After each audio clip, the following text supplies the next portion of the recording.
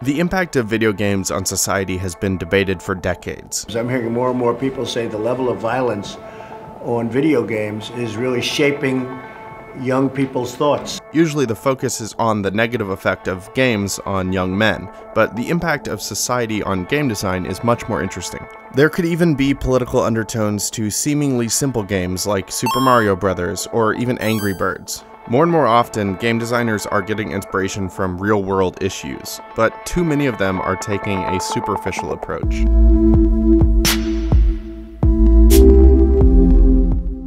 Pokemon go to the polls! Creators can't avoid current events, and consumers will always digest media with social and political landscapes in mind. For example, someone playing Angry Birds might think that the game is about mass immigration and terrorism, a conspiracy theory that popped up in alt-right internet forums a few years ago, even if the game's creators had never intended that message. So if politics inevitably inform the way we develop and consume games, how can developers design games that explore complex social issues, and avoid developing games that exploit political tensions without actually commenting on the issues?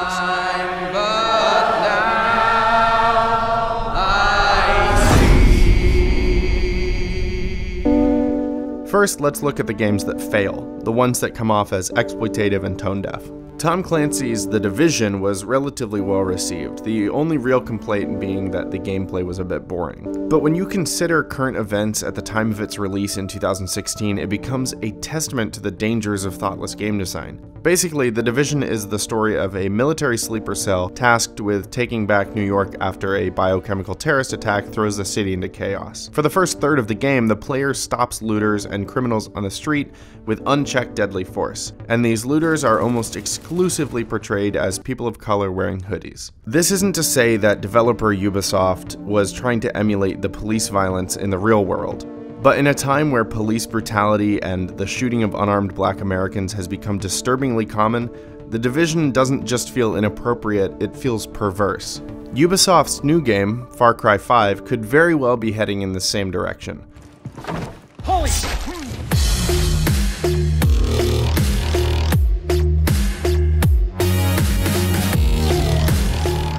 The Far Cry series generally places the player in a foreign nation where they are tasked with helping rebels take back a homeland or fight in a revolution. But the fifth installment is set in Montana and deals with an extremist Christian cult that's taken over a small town. And some of you may fight, but in the end you will thank us.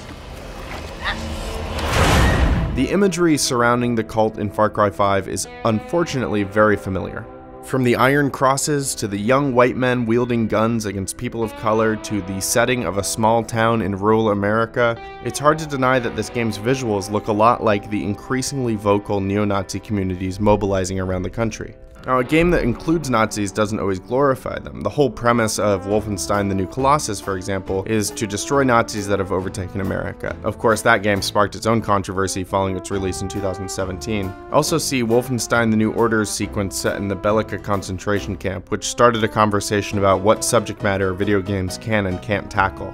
The point isn't that video games should avoid political subjects, but that they should face them head-on and force players to explore the complicated questions they bring to bear. Far Cry 5 uses the aesthetics and language of an incredibly problematic trend in America, but it refuses to name that trend directly. So how can developers implement mechanics that force players to face these questions? So video games, first off, are absolutely art. This is Mitu Kandekar, a game designer and professor at NYU's Game Center. I think the function of art is to kind of feed into culture, and culture obviously in turn feeds into art. So as video game designers, the things that we put out into the world absolutely have an effect on the way that people think about the world and the things that they engage with. So I think it's really important for video game designers to be really cognizant of what is it they're saying through their games, and specifically in my work, I try to use my work as kind of a vehicle to get people to be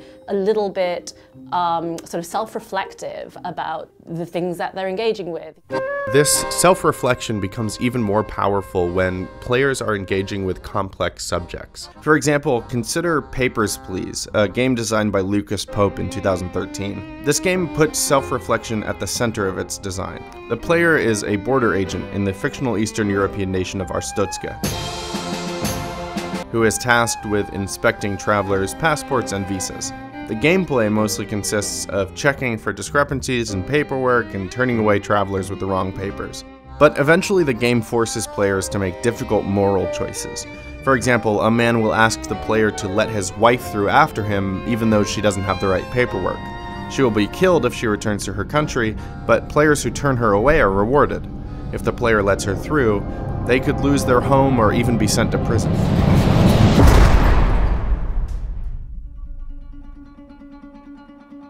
Forcing the player to make these difficult choices underscores the game's message that bureaucracy won't always lead to the right outcome. Like, it's all very well and good to let somebody read about that kind of experience, right? Or let somebody watch a movie about it. But by putting you in the position of somebody who has to make those decisions, by letting you play as a border security agent, you're suddenly sort of faced with the realities of sort of, you're the one who has to turn people away, right? I think that it really does its job very well for those reasons. Today, with refugees seeking shelter in Europe and the US-Mexico border a continual point of political contention, the choices feel that much more poignant.